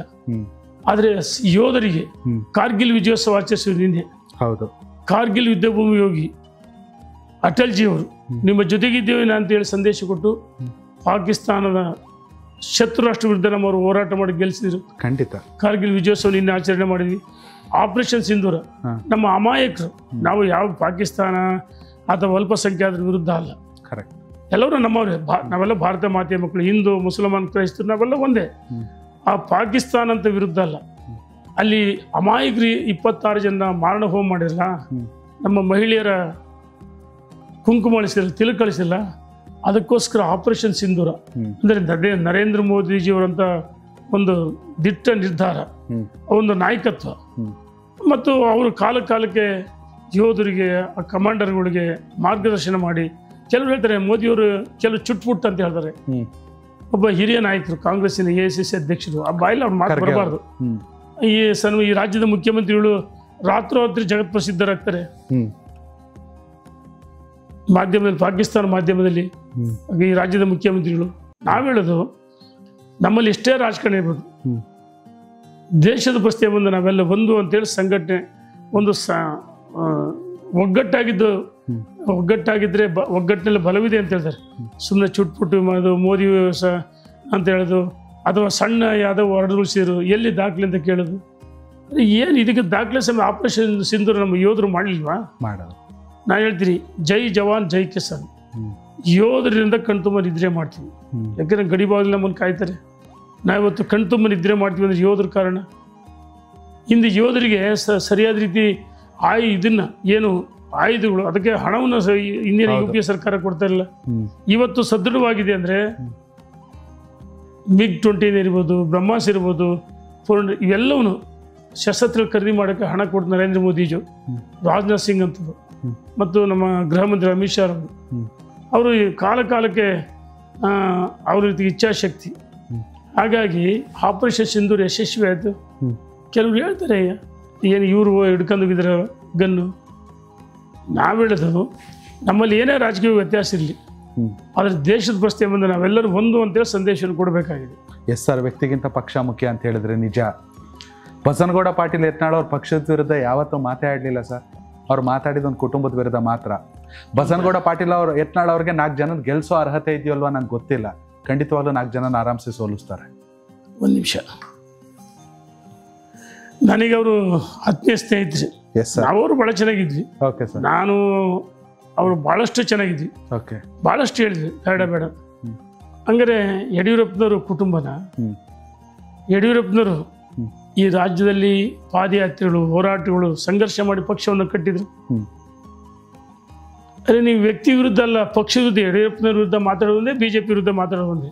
ವಿಜೇಂದ್ರ ಯಾರು ರಾಜ್ಯದ ಅಧ್ಯಕ್ಷರು, ವಿಜೇಂದ್ರ ರಾಜ್ಯದ ಅಧ್ಯಕ್ಷರು ವ್ಯಕ್ತಿ ಆಗ್ತಿದ್ರು. ನಾನು ಹೇಳೋದು, ನಿಮಗೆ ಅವಕಾಶ ಕೊಟ್ಟರೆ ಭಾಳ ಒಳ್ಳೆಯದು. ನಿಮಗೆ ಕೊಡಲಿಲ್ಲ ಅಂದ ತಕ್ಷಣ, ಇದೇ ಹಿಂದೆ ಈ ಸರ್ಕಾರ, ಕಾಂಗ್ರೆಸ್ ಸಮ್ಮಿಶ್ರ ಸರ್ಕಾರ, JDS ಕಾಂಗ್ರೆಸ್ ಸಮ್ಮಿಶ್ರ ಸರ್ಕಾರ ಪತನ ಆಗೋ ಸಂದರ್ಭ ನಾವು ಯತ್ನಾಳ್ ಒಟ್ಟಿಗೆ ಇದ್ವಿ. ನಾವೆಲ್ಲ ಯಡಿಯೂರಪ್ಪನ ನಾಯಕತ್ವದಲ್ಲಿ. ಆ ಸಂದರ್ಭದಲ್ಲಿ ಯಡಿಯೂರಪ್ಪನ ಹಾಡಿ ಹೊಗಳ್ತಾ ಇದ್ರು. ಹಿಂದಿಯವರು ಉಚ್ಚಾಟನೆ, ಭಾರತೀಯ ಜನತಾ ಪಾರ್ಟಿ ಉಚ್ಚಾಟನೆ ಕರೆತೆ ಅಂತ ಯಡಿಯೂರಪ್ಪನವ್ರೆ. ನಾವೇ ಹೋಗಿದ್ವಿ, ಜಗದೀಶ್ ಶೆಟ್ಟರ್ ಎಲ್ಲರ ಹತ್ರಲ್ಲೂ ಕರೆತರಕ್ಕೆ ನಾವೇ ಹೋಗಿದ್ವಿ. ಯಡಿಯೂರಪ್ಪನವ್ರು ಯಾವತ್ತೂ ಆ ವ್ಯಕ್ತಿಯನ್ನು ದ್ವೇಷ ಮಾಡಿಲ್ಲ. ಅವ್ರನ್ನ ಮಂತ್ರಿ ಮಾಡಲಿಲ್ಲ ಅಂತ ಒಂದೇ ಕಾರಣಕ್ಕೆ ಅನಗತ್ಯವಾಗಿ ಯಡಿಯೂರಪ್ಪನವ್ರ ವಿರುದ್ಧ, ವಿಜೇಂದ್ರ ವಿರುದ್ಧ. ನಾನು ಹೇಳಿದ್ರು, ವಿಜೇಂದ್ರ ಅಧ್ಯಕ್ಷ ಮಾಡಿದ್ಯಾರು? ಯಡಿಯೂರಪ್ಪ ಅಲ್ಲ, ನಾವೇ ಯಾರು ಅಲ್ಲ, ಹೈಕಮಾಂಡ್, ನಮ್ಮ ರಾಷ್ಟ್ರೀಯ ನಾಯಕರು ವರಿಷ್ಠರು ಮಾಡಿದರೆ ಅದು ಒಪ್ಪಿಗೆಬೇಕಲ್ಲ. ಅಂದರೆ ನಿಮ್ಮನ್ನು ಮಾಡಿ ಎಲ್ಲರೂ ಒಪ್ಪಿಗೆಬೇಕು, ಬೇರೆ ಮಾಡಿ ಒಪ್ಪಿಗೆನಕ್ಕಾಗಲ್ಲ. ಒಪ್ಕೊಳ್ಳೇಬೇಕು, ತಾಳ್ಮೆ ಇರ್ಬೇಕು. ಅದಕ್ಕೆ ತಾಳಿದವನು ಬಾಳೆಯನು. ನಾನು ಹೇಳೋದು, ಸಚಿವ ಸ್ಥಾನಕ್ಕಿಂತ ನಮಗೆ ಸ್ವಾಭಿಮಾನಕ್ಕೆ ಧಕ್ಕೆ ಆಗಿತ್ತು. ಕಾಂಗ್ರೆಸ್ JDS ಸಮ್ಮಿಶ್ರ ಸರ್ಕಾರದಲ್ಲಿ ಅನುದಾನ ಸಿಗ್ತಾ ಇರಲಿಲ್ಲ, ಆ ರೀತಿ ಅಭಿವೃದ್ಧಿ ಆಗ್ತಾ ಇಲ್ಲ. ಅದೇ ಯಡಿಯೂರಪ್ಪನವ್ರ ಮುಖ್ಯಮಂತ್ರಿಗಳು ಆದಮೇಲೆ ನಮಗೆ ಗೌರವ ಬಂತು, ಶಾಸಕ ಸ್ಥಾನಕ್ಕೆ ಅಭಿವೃದ್ಧಿ ಆಯಿತು. ಸ್ವಾಭಿಮಾನಕ್ಕೆ ಧಕ್ಕೆ ಆಗ್ತಿತ್ತು, ಸ್ವಾಭಿಮಾನವನ್ನು ಉಳಿಸ್ಕೊಂಡ್ವಿ ನಾವು. ಜನರ ಮುಂದೆ ಇವತ್ತು ನಾವು ಹೋಗ್ತೀವಿ ಗಂಟಾ ವಿಷಯ ಅಂದರೆ ನಮ್ಮ ಸರ್ಕಾರ ಅಧಿಕಾರಕ್ಕೆ ಬಂದಕ್ಕೆ. ಇವತ್ತು 138 ಕಾಂಗ್ರೆಸ್ ಸರ್ಕಾರ ಸೀಟ್ ತೆಗೆದಿದೆ. ಅವ್ರು ಜನರ ಮುಂದೆ ಹೋಗೋಕ್ಕಾಗ್ತಲ್ಲ, ಸುಳ್ಳಿನ ಭರವಸೆಗಳು, ಹಣ ಬಿಡುಗಡೆ ಮಾಡೋಕ್ಕಾಗ್ತಲ್ಲ, ಅಭಿವೃದ್ಧಿ ಇಲ್ಲ. ಹಾಗಾಗಿ ಅವ್ರು ಅರ್ಥ ಮಾಡ್ಕೊಳ್ಬೇಕಾಯಿತು.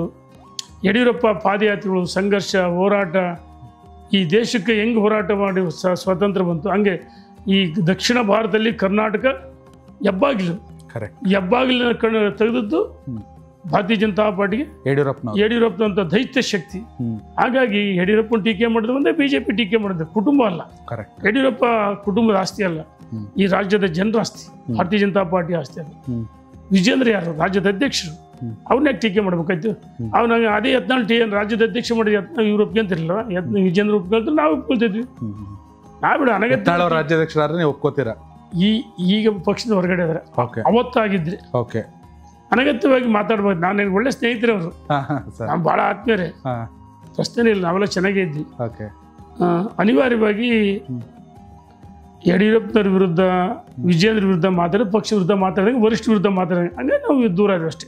ಓಕೆ ಸರ್, ವಿಜೇಂದ್ರ ಅವರೇ ರಾಜ್ಯಾಧ್ಯಕ್ಷರಾಗಿ ಮುಂದುವರಿಬೇಕಂತ ಪದೇ ಒತ್ತಿ ಹೇಳ್ತೀರಾ. ಅದು ನಿಮ್ಮ ಪಕ್ಷದ ಫಿಲಾಸಫಿ, ಅದನ್ನ ನಾನು ಇಂಟರ್ಫಿಯರ್ ಮಾಡಲ್ಲ. ಯಾವ ಕಾರಣಕ್ಕೆ? ಜನಬಲನೋ, ಯಡಿಯೂರಪ್ಪ ಅವ್ರ ಮಗ ಅನ್ನೋ ಕಾರಣಕ್ಕೋ, ನಿಜಕ್ಕೂ ಸಾಮರ್ಥ್ಯ ಇದೆ ಅನ್ನೋ ಕಾರಣಕ್ಕೋ, ಹಣ ಬಲನೋ, ಅಥವಾ ಸಂಘಟನಾ ಚತುರತೆನೋ? ಯಡಿಯೂರಪ್ಪನವ್ರ ಮಗ ಅಂತ ನಾನು ಹೇಳ್ತಲ್ಲ. ಓಕೆ. ಹಣ ಬಲ, ಜಾತಿ ಬಲ ಅಂತ ಹೇಳ್ತಲ್ಲ. ಓಕೆ. ಒಬ್ಬ ಯಡಿಯೂರಪ್ಪನವ್ರ ಮಾಸ್ ಲೀಡರ್, ಜಾತ್ಯತೀತ ನಾಯಕ. ವಿಜೇಂದ್ರ ಅಂತ ನಾನು ಅವರು ಹೊಗಳ್ತಾ ಇಲ್ಲ. ಅವರು ಪಕ್ಷದ ಅನೇಕ ಅನನ್ಯ ಜವಾಬ್ದಾರಿಗಳನ್ನ ನಿರ್ವಹಿಸಿ ಕೊಟ್ಟಂತ ಉಪಚುನಾವಣೆ ತಮ್ಮ ಸಾಮರ್ಥ್ಯವನ್ನು ತೋರಿಸಿದ್ದಾರೆ. ಕಾಂಗ್ರೆಸ್ ವಿರುದ್ಧವಾಗಿ ಬಲಿಷ್ಠ ಹೋರಾಟ ಮಾಡೋಕ್ಕೆ ಒಬ್ಬ ಯುವಕ ಬೇಕಂತೇಳಿ ಪಕ್ಷ ವರಿಷ್ಠ ನಿರ್ಣಯ ಮಾಡಿದ್ರು. ಹಾಗಾಗಿ ವಿಜೇಂದ್ರ ಅವರ ನಾಯಕತ್ವ ಇನ್ನು ಕೇಂದ್ರದ ರಾಜ್ಯಕ್ಕೆ ಕೊಟ್ಟಾಗ ನಾವು ಸ್ವಾಗತ ಮಾಡಬೇಕು. ನಾವು ವಿಜೇಂದ್ರ ಅಂತ ಹೇಳ್ತಾ ಇಲ್ಲ, ಅವರ ಸಾಮರ್ಥ್ಯ, ಸಂಘಟನೆ ಚತುರ, ಪಾದಯಾತ್ರೆಗಳು, ಮೂಡ ಸೈಟ್ ಯಾರಿಂದ ವಾಪಸ್ಸು, ವಿಜೇಂದ್ರ ಹೋರಾಟ, ಪಾದಯಾತ್ರೆಗಳು. ವಿಜೇಂದ್ರ ಒಬ್ಬರೇ ಅಲ್ಲ, ಅವ್ರ ಜೊತೆಗೆ ಅಂದ್ರೆ ಒಬ್ಬ ಕ್ಯಾಪ್ಟನ್ ಬೇಕಲ್ಲ, ಕ್ಯಾಪ್ಟನ್ ಬೇಕೇ ಬೇಕು. ಕ್ಯಾಪ್ಟನ್ ಸರಿಯಾಗಿದ್ದಾರೆ. ಹೌದು, ನೋಡಿ ಮೊನ್ನೆ ವಿಮಾನ ದುರಂತ ಆಯ್ತು. 260 ಜನ ಒಬ್ಬ ಪೈಲಟ್ ಮೇಲೆ ಡಿಪೆಂಡ್ ಆಗಿರ್ತಾರೆ. ಹೌದು. ಅಲ್ಲಿ ಏನು ಲೋಪದೋಷ, ಮತ್ತೊಂದು ಮುಗಿದೊಂದು ಮಾಧ್ಯಮದಲ್ಲಿ ಬರ್ತದೆ, ತನಿಖೆ ಆಗ್ತದೆ, ಅದ್ರ ಬಗ್ಗೆ ನಾನು ಮಾತಾಡಲ್ಲ. ಅಲ್ಲಿ ಸ್ವಲ್ಪ ವ್ಯತ್ಯಾಸ ಇದ್ರೆ ಏನಾಗುತ್ತೆ. ಹಾಗಾಗಿ ಕ್ಯಾಪ್ಟನ್ ಚೆನ್ನಾಗಿರ್ಬೇಕು. ಹಂಗಂತೇಳಿ ವಿಮಾನ ಕ್ಯಾಪ್ಟನ್ ಸರಿಯಿಲ್ಲ ಅಂತ ನಾನು ಮತ್ತೆ ಕಾಂಟ್ರವರ್ಸಿ ಹೇಳಿಕೆ ಕೊಡಲ್ಲ. ಅದು ಏನು ಲೋಪದೋಷ ಅಂತ ತನಿಖೆ ಅಂತ ಹೊರಗಡೆ ಸತ್ಯಾಂಶ ಬರುತ್ತೆ. ಆದರೆ ಒಬ್ಬೊಂದು ಪಕ್ಷಕ್ಕೆ ನಾಯಕತ್ವ ಬೇಕು. ಹಿಂದೆ ಅಟಲ್ಜಿ ಅವ್ರ ನಾಯಕತ್ವ, ಅದ್ವಾನಿ ಅವ್ರ ನಾಯಕತ್ವ, ಪಕ್ಷ ಸಮತ್ವ ಬೆಳೆಸಿದ್ರು. ಮಧ್ಯದಲ್ಲಿ ಒಂದು ಕಡೆ ಕುಂಠಿತ ಆಯಿತು.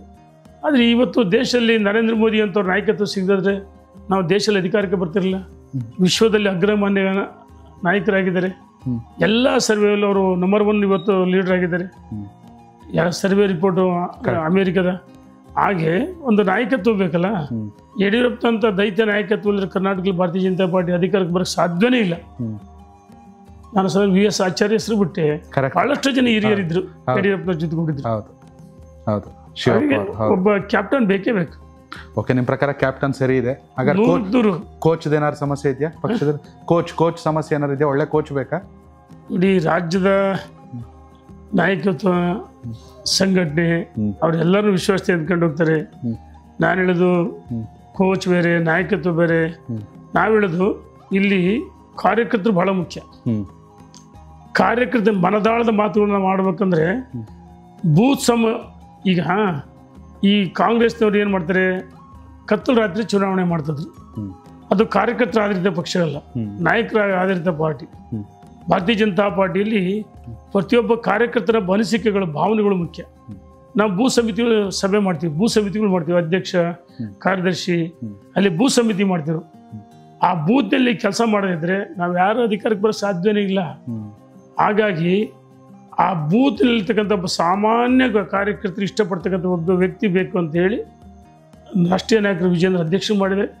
ಹಾಗಾಗಿ ಅವರ ನಾಯಕತ್ವ ನಾವೆಲ್ಲ ಹೋಗ್ತಾ ಇದ್ದೀವಿ. ಅವ್ರ ನಾಯಕತ್ವದಲ್ಲಿ ಮುಂಬರುವ ಲೋಕಲ್ ಬಾಡೀಸ್ ಗೆಲ್ಲಬೇಕು. ಜಿಲ್ಲಾ ಪಂಚಾಯತಿ, ತಾಲೂಕ್ ಪಂಚಾಯತಿ, ಗ್ರಾಮ ಪಂಚಾಯತಿ ಚುನಾವಣೆಗಳು ಬರ್ತವೆ. ಜೊತೆಗೆ ಮುಂದಿನ ವಿಧಾನಸಭೆ ಚುನಾವಣೆ. ಮೊನ್ನೆ 17-19 ಸ್ಥಾನ ಬಂದವಲ್ಲ, ಅವ್ರ ನಾಯಕತ್ವ ತಾನೇ ಲೋಕಸಭೆ. ಖಂಡಿತ ಇದನ್ನ ಒಪ್ಪಿಗೆಬೇಕು. ಸರ್ ನೀವು ಹೇಳಿದಂಗೆ ಖಂಡಿತ ಲೋಕಸಭೆಯಲ್ಲಿ 19 ಸ್ಥಾನ ಬಂತು, ನಾಯಕತ್ವ ಬಂತು. ನಾವಿಲ್ಲಿ ಯಾರು JDS BJP ಹೊಂದಾಣಿಕೆ ಖಂಡಿತ ಆ ಪ್ರಶ್ನೆಗೆ ನಾನು ಬರ್ತೀನಿ, ಖಂಡಿತ ಆ ಪ್ರಶ್ನೆಗೆ ಬರ್ತೀನಿ.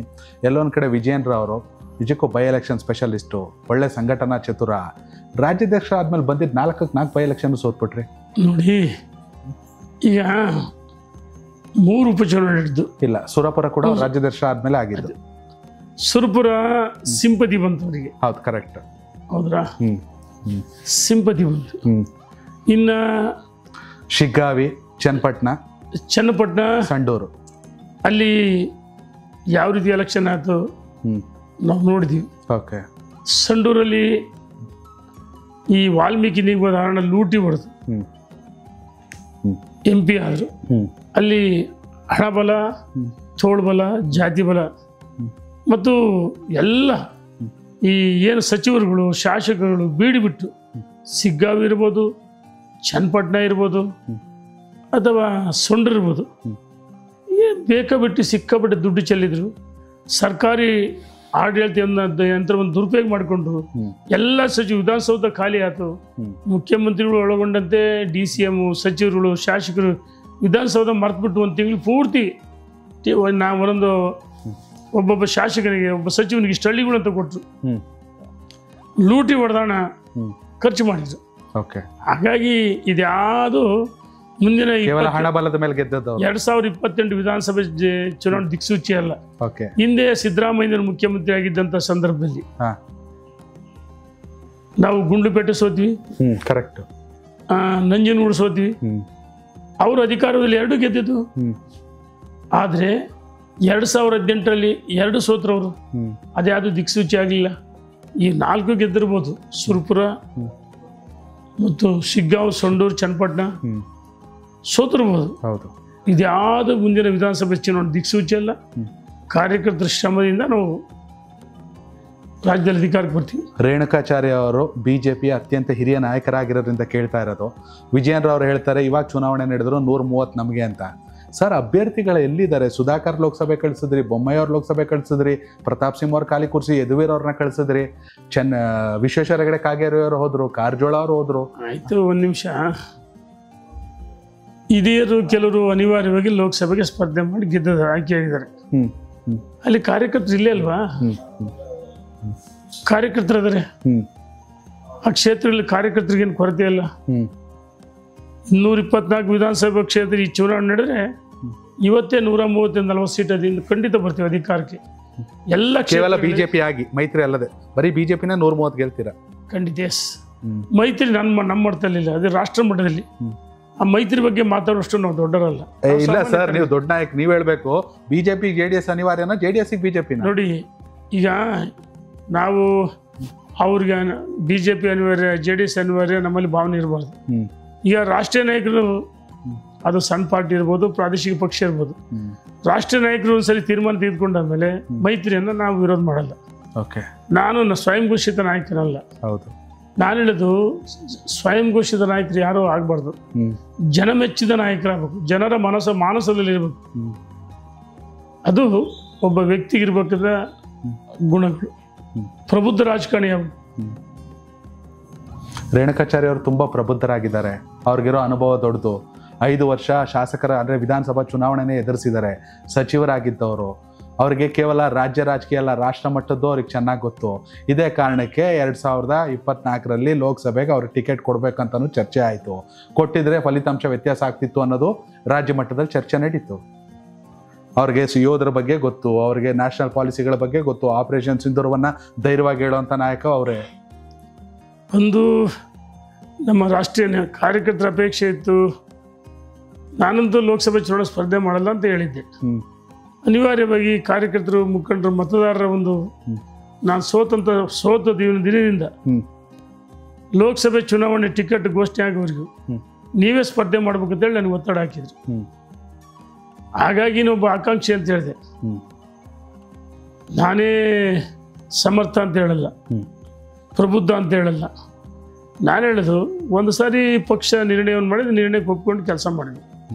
ಕೊಟ್ಟರೆ ನಿಜವಾಗ್ಲೂ ಅದು ಫಲಿತಾಂಶ ಬೇರೆ ಆಗ್ತಿತ್ತು. ಅದು ನನ್ನಲ್ಲ, ಜನರ ನೀವ್ ಹೇಳಿಲ್ಲ, ಜನ ಹೇಳಿದ್ನ ಜನರು ಹೇಳಿದ್ದು. ಅದೇ ಮತ್ತೆ ಜನರ ಮನದಾಳದ ಮಾತನ್ನು ನೀವು ಹೇಳ್ತಾ ಇದ್ರಿ, ಜನರ ಭಾವನೆಗಳನ್ನ ನಾನು ಒಪ್ಕೊಳ್ತೀನಿ. ಹೌದು ಹೌದು. ಹಂಗಂತ ಹೇಳಿ ನಾವು ಲೋಕಸಭೆ ವಿಧಾನಸಭೆ ಚುನಾವಣೆ ಸೋತಿದ್ವಿ, ಲೋಕಸಭೆ ಟಿಕೆಟ್ ಕೊಟ್ಟಿಲ್ಲ ಅಂತ ನಾವೇನು ಮನೆಗಿಲ್ಲ. ನಿರಂತರವಾಗಿ ನೋಡಿ, ಇಡೀ ದೇಶದಲ್ಲಿ 7 ಕಡೆ ತಿರಂಗ ಯಾತ್ರೆ ಯಾರು ಮಾಡಲಿ, ಹೋಬಳಿ ಮಟ್ಟದಲ್ಲಿ ಮಾಡಿ, ಗ್ರಾಮ ಪಂಚಾಯತಿಲಿ ಮಾಡಿದ್ವಿ. 550ಕ್ಕೆ ಹೆಚ್ಚು ಸಸಿಗಳನ್ನ ಹಾಕಿದ್ದೀನಿ. ಮತ್ತು ಭದ್ರಾ ನಮ್ಮ ರೈತರಿಗೆ ಏನು ಜೀವನಾಡಿ ನಮ್ಮ ದಾವಣಗೆರೆ ಜಿಲ್ಲೆ ಎಲ್ಲ ಒಂದು ಕಡೆ ರೈತರಿಗೆ ಅನ್ಯಾಯ ಮಾಡಿ ನಮ್ಮ ಬಲದಂಡ ನಾಲೆ ಸೀಳಿ ನೀರನ್ನ ಬೇರೆ ಕಡೆ ತೆಗೆದುಕೊಂಡು ಹೋಗ್ತಾ ಇದ್ರು. ಅದ್ರ ವಿರುದ್ಧ ಹೋರಾಟ ಮಾಡಿದ್ವಿ.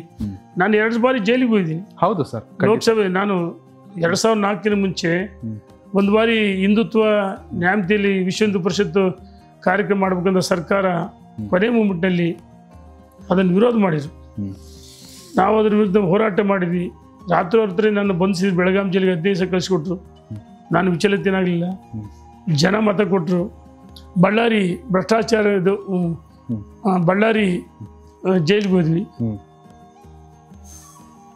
ಒಂದು ಕ್ಷಮೆ, ಬೆಳಗಾಂ ವಿಚಾರಕ್ಕೆ ಹಳದಿ ಕಾಡು ಭ್ರಷ್ಟಾಚಾರದ ಹೋರಾಟ ಮಾಡಿ ಬೆಳಗಾಂ ಜೈಲಿಗೆ 15 ದಿವಸ ಹೋದ್ವಿ. ನಾವು ವಾಪಸ್ ಬರುವಾಗ ನಮ್ಮನ್ನ ಜನ ಅದ್ದೂರಿಯಾಗಿ ಸ್ವಾಗತ ಮಾಡಿದ್ರು, ತೀರ್ಮಾನ ಮಾಡಿದ್ರು. ಇನ್ನು 2ನೇದು ನ್ಯಾಮತಿಲಿ ವಿಶ್ವ ಹಿಂದೂ ಪರಿಷತ್ ಕಾರ್ಯಕ್ರಮ ಆಯೋಜನೆ ಮಾಡಿದ್ರು. ಎಲ್ಲ ಒಂದು ಕಡೆ ಸರ್ಕಾರ ಹತ್ತಿಕ್ಬೇಕಂತ ಹೇಳಿದ್ರು. ನಾನಲ್ಲೇ 60% ಹಳ್ಳಿಗಳು ಚುನಾವಣೆ ಮಾಡಿದ್ದೆ. ಅನಿವಾರ್ಯವಾಗಿ ನಾನು ಬೇಲ್ ಬೇಡ ಅಂತ ಹೇಳಿದ್ದೆ. ಅಲ್ಲೇ ಗೆಲ್ಲ ವಿನ್ ಆಗ್ಬೇಕಂತ ಇತ್ತು. ಅನಿವಾರ್ಯವಾಗಿ ನ್ಯಾಮತಿ ವಿಶ್ವ ಹಿಂದೂ ಪರಿಷತ್ತನ್ನು ಕಾರ್ಯಕ್ರಮ ನಡೆಯಕ್ಕೆ ಬಿಡಬಾರ್ದು ಅಂತೇಳಿ ಪೊಲೀಸು ಸರ್ಕಾರ ಅದು ಹತ್ತಿಕ್ಬೇಕಂತ ಹೇಳಿದರು. ಅದ್ರ ವಿರುದ್ಧ ನಾವು ಧ್ವನಿ ಎತ್ತಿದ್ವಿ. ಅದಕ್ಕೋಸ್ಕರ ನನ್ನ ಬಂಧಿಸಿ ಬಳ್ಳಾರಿ ಜೈಲಿಗೆ ಕಳಿಸಿದ 1 ವಾರ. ವಾಪಸ್ ಬರುವಾಗ ಜನ 4-5 ಸಾವಿರ ಜನ ಸೇರಿ ಸ್ವಾಗತ ಮಾಡಿದ್ರು. ಹೌದು. ಒಂದೇ ನಿರ್ಣಯ ಆಯಿತು.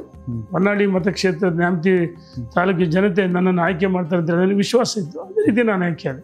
ಓಕೆ ಸರ್, ಒಟ್ಟಾರೆಯಾಗಿ ಯಾರು ರಾಜ್ಯಾಧ್ಯಕ್ಷರಾಗಲಿ, ಯಾರು ಮುಖ್ಯಮಂತ್ರಿ ಆಗಲಿ, ಯಾವ ಸರ್ಕಾರ ಬರಲಿ, ರಾಜಕೀಯ ಅಂತ ಬಂದಾಗ, BJP ಅಂತ ಬಂದಾಗ ರೇಣುಕಾಚಾರ್ಯ ಅವರು ಸಮಾಧಾನದಿಂದ ಇದ್ದಾರಾ? ಮನಸ್ಸಿಗೆ ತೃಪ್ತಿ ಇದೆಯಾ?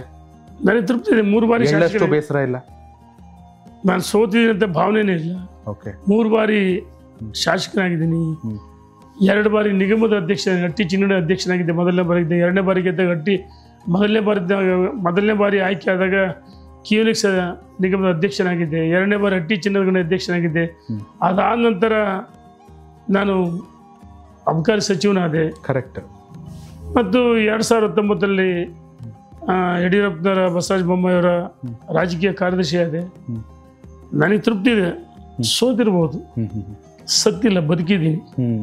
ಜನರ ಭಾವನೆಗಳ ವಿರುದ್ಧವಾಗಿ ನಾನು ಇಲ್ಲ. ಜನರ ಭಾವನೆಗಳ ಜೊತೆ ಚೆಲ್ಲಾಟ ಆಡಲ್ಲ.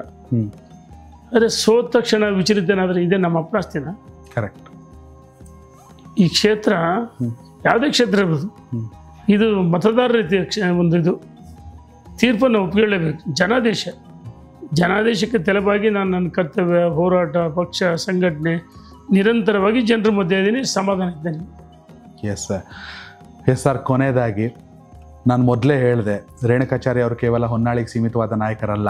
ಫಲಿತಾಂಶ ಏನು ಬೇಕಾರಾಗಿರ್ಬೋದು, ಆದರೆ ನೀವು ವಿಧಾನಸೌಧಕ್ಕೆ ಬರಬೇಕಂದ್ರೆ ಹೊನ್ನಾಳಿ ಜನರೇ ಮುಖ್ಯ. ಏನು ಹೇಳಲಿಕ್ಕೆ ಇಷ್ಟಪಡ್ತೀರಾ ಅವ್ರಿಗೆ?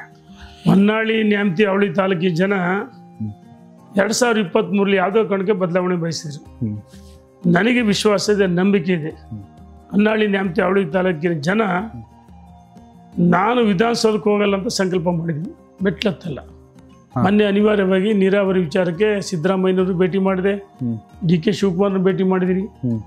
ಆದರೆ ನಾನು ಈ ಕ್ಷೇತ್ರದ ಪ್ರತಿನಿಧಿ ಆಯ್ಕೆ ಮಾಡಿ ಜನರ ಜೊತೆ ನಾನು ವಿಧಾನಸೌಧಕ್ಕೆ ಹೋಗ್ತೀನಿ. ಅಲ್ಲಿವರೆಗೂ ವಿಧಾನಸೌಧ ಮೆಟ್ಲತ್ತಲ್ಲ. ನಾನು ವಿಧಾನಸೌಧ ಒಂದು ದೇವಾಲಯ, ಪವಿತ್ರವಾದದ್ದು. ಇಡೀ ರಾಜ್ಯದ ಒಂದು ಕಾನೂನು ಅಥವಾ ಶಾಸನ ತಯಾರು ಮಾಡ್ತಕ್ಕಂಥ ಒಂದು ದೇವಸ್ಥಾನ ಇದ್ದಂಗೆ, ಅದು ಒಂದು ಮಠ ಇದ್ದಂಗೆ. ಪವಿತ್ರವಾದ ಮೆಟ್ಲು ತುಳಿಯಲ್ಲ ಅಂತ ನಾನು ಆ ರೀತಿ ಅಲ್ಲ. ಅಲ್ಲಿ ಎಲ್ಲ ಒಂದು ಕಡೆ ಜನಾದೇಶ ನನ್ನ ವಿರುದ್ಧ ಬಂದಾಗ ಅಲ್ಲಿ ಜನಾದೇಶ ಇದ್ದ ಮಾತ್ರ ಹೋದರೆ ಗೌರವ ಸಿಗುತ್ತೆ. ಹಾಗಾಗಿ ಅಲ್ಲಿವರೆಗೂ ನಾನು ಕಾಯ್ತೀನಿ. ಜನನೇ ನಾನು ಕರ್ಕೊಂಡು ಹೋಗಿ. ಜನ ಈಗಾಗಲೇ ಎಲೆಕ್ಷನ್ 2 ತಿಂಗಳಿಗೆ ಬದಲಾವಣೆ ನಾನು ಹೇಳೋದಲ್ಲ. ಇವತ್ತು ಕಾಂಗ್ರೆಸ್ಸಿನ ಮುಖಂಡರು ಹೇಳ್ತಾರೆ ಸಾಕಾಗ್ಬಿಡ್ದು ಅಂತ ಹೇಳ್ತಾರೆ. ಭಾಳಷ್ಟು ಜನ ನಮ್ಮ ಜೊತೆ ಬರ್ತೀವಿ ಅಂತ ಹೇಳ್ತಾರೆ. ನಮ್ಮಿಂದ ಕೆಲವು ದೂರ ಆಗಿದ್ರು ಅವರು ಹೇಳ್ತಾರೆ. ಆದರೆ ನಾವು ಹೇಳ್ತಾ ಇದೀವಿ, ನೋಡಪ್ಪ ಇನ್ನೂ ಸಮಯ ಇದೆ. 2.25 ವರ್ಷ ಆಗಿದೆ. ಇನ್ನು ನನ್ನ ಪ್ರಕಾರ ಕೊನೆ 9 ತಿಂಗಳು ಕೌಂಟ್ ಅಲ್ಲ, 2 ವರ್ಷ 3 ತಿಂಗಳು ಆಗ್ತಾ ಬಂತು. ಇನ್ನು ಕೊನೆ 9 ತಿಂಗಳು ಕೌಂಟ್ ಅಲ್ಲ, ಇನ್ನು 2 ವರ್ಷ ಮಾತ್ರ ಚುನಾವಣೆ ಬಾಕಿ ಅಂತ ಇಟ್ಕೋಬೇಕು. ಇನ್ನು 2 ವರ್ಷದಲ್ಲಿ ಏನು ಸಾಧನೆ ಮಾಡ್ತಾರೆ?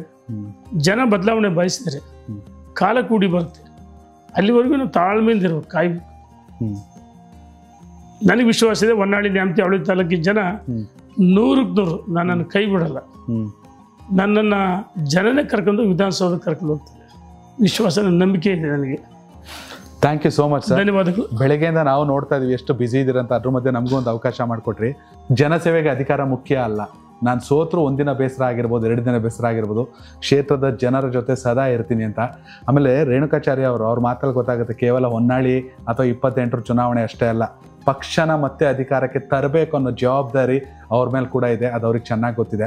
ನೀವು ಕೂಡ ಹೊನ್ನಾಳಿ ವಿಧಾನಸಭಾ ಕ್ಷೇತ್ರದ ಮತದಾರ ಆಗಿದ್ದು ದಯವಿಟ್ಟು ಕಾಮೆಂಟ್ ಮೂಲಕ ತಿಳಿಸಿ ಯಾರು ಅಧಿಕಾರಕ್ಕೆ ಬರಬೇಕು 2028ರ ಚುನಾವಣೆಗೆ ಅನ್ನೋದನ್ನ. ಕನೆಕ್ಟ್ ಕರ್ನಾಟಕ, ಇದು ನಿಮ್ಮ ನೆಟ್ವರ್ಕ್.